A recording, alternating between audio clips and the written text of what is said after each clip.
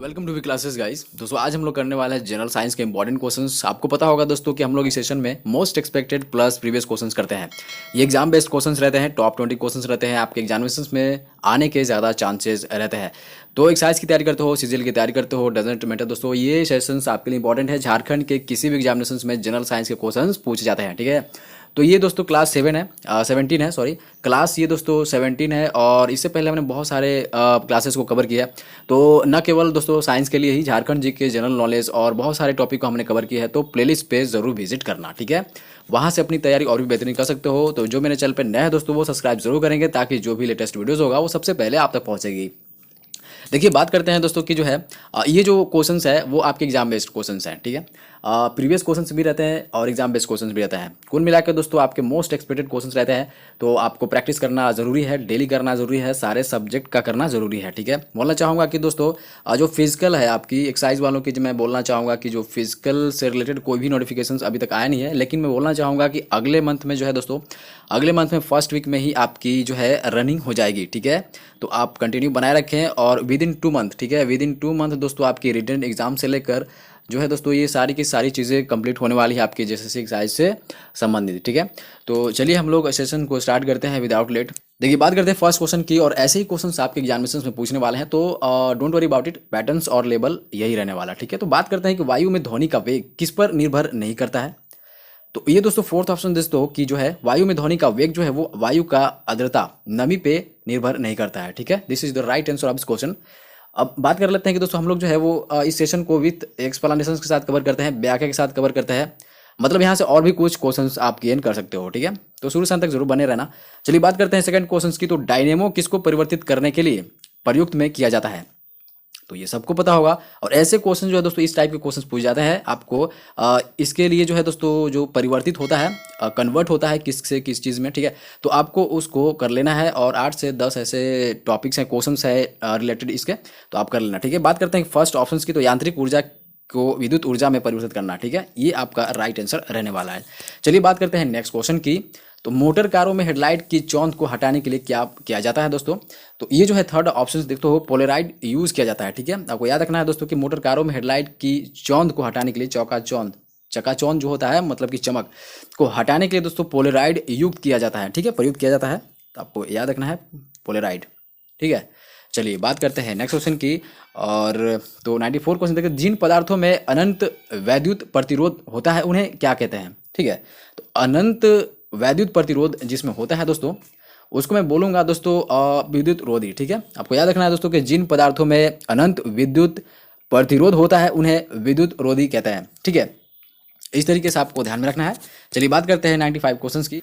देखिए बात करते हैं क्वेश्चंस की। तो किसी द्रव के बारे में हम कहते हैं दोस्तों कि उबल गया, तो हम लोग तब बोलते हैं जब दोस्तों वाष्प दाब परिवर्ती दाब के बराबर हो जाता है, ठीक है। आई होप कि आप समझ गए होंगे। बात करते हैं 96 क्वेश्चन की। तो प्रेशर कुकर में चावल जल्दी पकता है, क्यों पकता है दोस्तों। तो ऐसे क्वेश्चन बार बार पूछ जाते हैं, ऐसे क्वेश्चन इंपॉर्टेंट रहते हैं, आपको कवर करना जरूरी है। क्वेश्चन कुछ इस तरीके से भी पूछ जाते हैं कि पहाड़ों पे खाना जो है जल्दी क्यों पक जाती है, और कम सेल्सियस मतलब 100 डिग्री सेंटीग्रेड पे, मतलब जो है दोस्तों 100 डिग्री सेल्सियस पे क्यों खाना पक जाती है इतनी जल्दी। तो इस तरीके से है जो क्वेश्चंस, इस तरीके टाइप के जो क्वेश्चंस रहते हैं वो पूछे जाते हैं, पूछने के ज़्यादा चांसेस रहते हैं, ठीक है। तो आप ये जो क्वेश्चन देख सकते हो। तो प्रेशर कुकर में चावल जल्दी पकता है दोस्तों, क्योंकि आपको पता होना चाहिए कि यहाँ उच्च दाब जल के क्वथनांक को बढ़ा देता है, इसलिए प्रेशर कुकर में चावल जल्दी पकता है, ठीक है। चलिए बात करते हैं 97 क्वेश्चंस की। तो पहाड़ की चोटियों पर आलूओं को पकाने या गलाने में अधिक समय लगता है, क्यों। देखिए क्वेश्चंस आ गया ना पहाड़ी के रिलेटेड।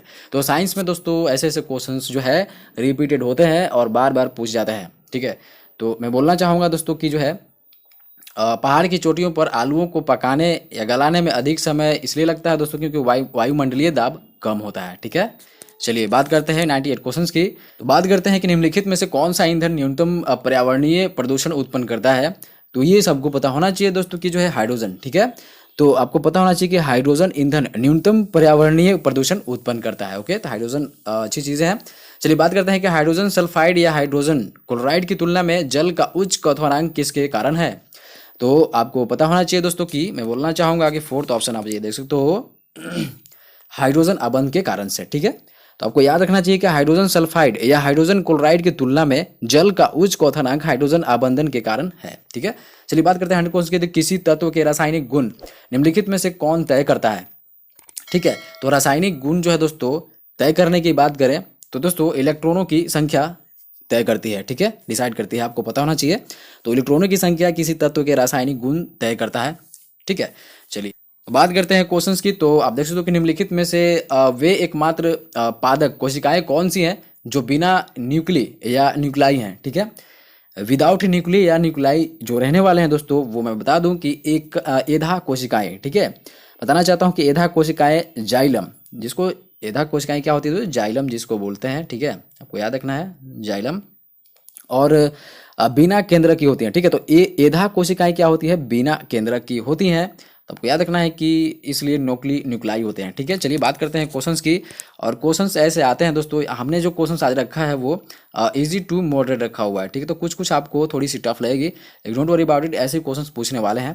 देखिए बात करते हैं क्वेश्चंस की। तो निम्नलिखित में से क्या प्रचालन प्रणाली नहीं है? ठीक है, प्रचालन प्रणाली। देखिए बात करते हैं दोस्तों, ये जो है क्वेश्चंस कंप्यूटर से रिलेटेड है। ठीक है, देखिए कंप्यूटर साइंस हो या टेक्नोलॉजी साइंस हो, ठीक है, तो इस तरीके से क्वेश्चन जो है आपके जनरल साइंस में क्वेश्चंस एक दो ऐसे पूछ देते हैं, तो आपको याद रखना है, इग्नोर नहीं करना है। ठीक है, तो देखिए इसमें जो है दोस्तों मल्टी यूजर सिंगल टास्किंग, ठीक है, ये दोस्तों प्रचालन प्रणाली नहीं है। बाकी single user single tasking, single user multitasking, multi user multitasking.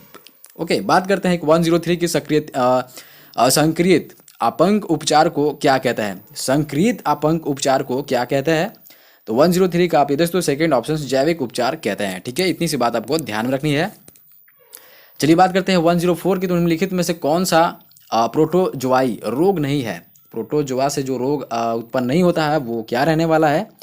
तो फर्स्ट ऑप्शन तो हो फिल पाव।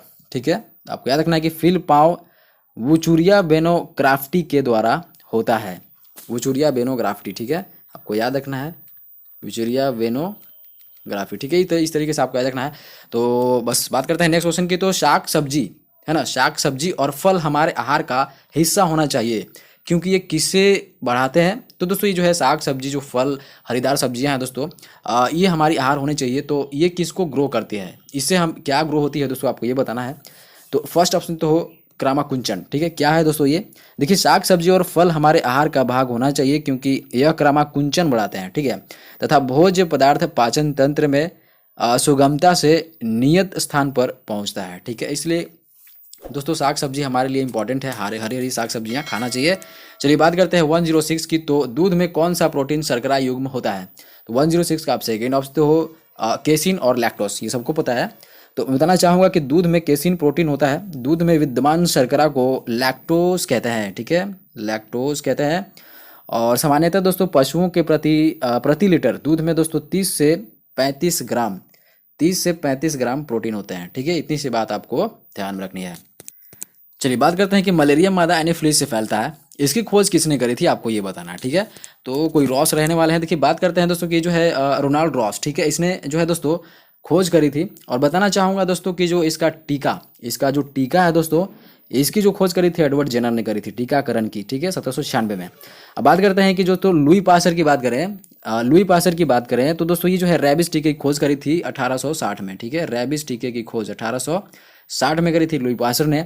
और मैं बताना चाहूँगा दोस्तों कि रॉबर्ट कोच की बात करें, यहाँ पे दोस्तों कि रॉबर्ट कोच की बात करें तो ये जर्मनी के रहने वाले हैं दोस्तों, और ये हैजा टीबी रोगाणु की खोज करी थी। ठीक है, आपको इतनी सी बात ध्यान रखनी है।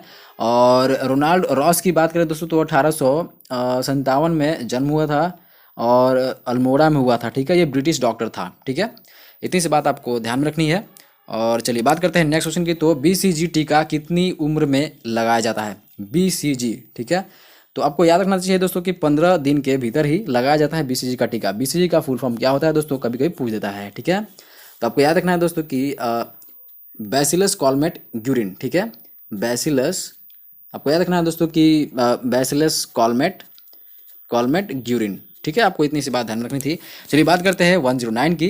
तो क्वेश्चन है दोस्तों कि प्लेग किससे फैलता है? प्लेग बीमारी जो है दोस्तों वो जीवाणु से फैलता है, ये सबको पता है। तो इतनी सी बात ध्यान रखनी है कि प्लेग जीवाणु से फैलता है। यह दोस्तों इंट्रोबैक्टीरिया यर्सिनिया पेस्टिस द्वारा फैलता है। ठीक है, क्या किससे फैलता है? इंट्रोबैक्टीरिया यर्सिनिया पेस्टिस, इसके द्वारा फैलता है। इस जीवाणु का नाम दोस्तों फ्रांसीसी स्विस वैज्ञानिक अलेक्जेंडर एयरसन ने के नाम पे रखा गया था। ठीक है, चलिए बात करते हैं दोस्तों 110 की। This is the last question of the session. ठीक है, चलिए बात करते हैं कि GUI का संक्षिप्त रूप क्या है। ऐसे भी पूछ सकते हैं, फुल फॉर्म भी पूछते हैं। ठीक है, तो देखिए ये आपको पता होना चाहिए दोस्तों। ये जो है आपको मैं बताना चाहूँगा कि ये जो है दोस्तों इसका फुल फॉर्म फर्स्ट तो हो ग्राफिकल यूज़र इंटरफेस। ठीक है, आपको पता होना चाहिए ग्राफिकल यूज़र इंटरफेस, आपको याद रखना है। ठीक है, ग्राफिकल यूज़र इंटरफेस, इसका फुल फॉर्म होता है GUI का। ये इंपॉर्टेंट क्वेश्चन है दोस्तों, ये इसको ध्यान में रखना, ये क्वेश्चंस पूछ सकता है। ठीक है, देखिए मानव मशीन अन्योक्रिया के औद्योगिक डिजाइन क्षेत्र में यूजर इंटरफेस वह स्थल है जहां इंसान और मशीनों के बीच अन्योन क्रिया स्थापित होती है। ठीक है, तो इस तरीके से आपको ध्यान में रखनी थी। आई होप कि आपने सेशन को बहुत एंजॉय किया होगा। और मैं बताना चाहूँगा दोस्तों कि जो है इसी तरीके के हमने बहुत सारे सेशन को कंप्लीट करी है, तो हमारे चैनल पे जो है दोस्तों ज़रूर विजिट करना। और मैं बोलना चाहूँगा दोस्तों कि बहुत सारे टॉपिक वाइज जो है दोस्तों हमने बहुत सारे टॉपिक वाइज और प्रैक्टिस सेशन बहुत अच्छे तरीके से हमने चलाई है। और बहुत सारे सेशन को जो है बहुत सारे क्लास को हमने साइंस के लिए कवर की है। और झारखंड एक्साइज हो या CGL हो, आप यहाँ पे तैयारी कर सकते हो। नए हो तो सब्सक्राइब कर सकते हो, जो भी लेटेस्ट वीडियोस होता है दोस्तों वो सबसे पहले आप तक पहुँचती है, तो सब्सक्राइब कर सकते हो। तो चलिए हम लोग मिलते हैं नेक्स्ट वीडियोज़ में, तब तक के लिए दोस्तों धन्यवाद।